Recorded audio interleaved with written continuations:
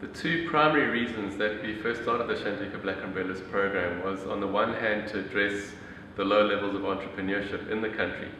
There's a lot of research around it, but just to summarize it very quickly, we're currently operating at around 8% of the population which are involved in entrepreneurial activities, and this is approximately half the level that we should be operating at given our level of per capita GDP, looking at comparable developing economies, etc. So we should be running at around 16%.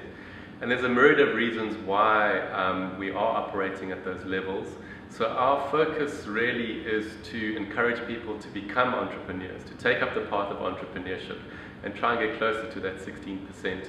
And we do this primarily through profiling the work that we do, so letting people know that there is support out there, that there are successful entrepreneurs, that it's okay to fail as long as you're learning your lessons from these. And then the second reason was because of the high failure rates of emerging businesses in the South African economy. So typically on average around 80 to 90% of small emerging businesses in South Africa fail in the first 3 years. So on the one hand you have far fewer people taking up the path of entrepreneurship than should be. On the other hand, those that are, 80 to 90% of these are failing. And we have the lowest level of established business activity in the world. So what that's effectively saying is that if you're looking at people starting a business, those who are creating sustainable businesses, the level is very low in South Africa.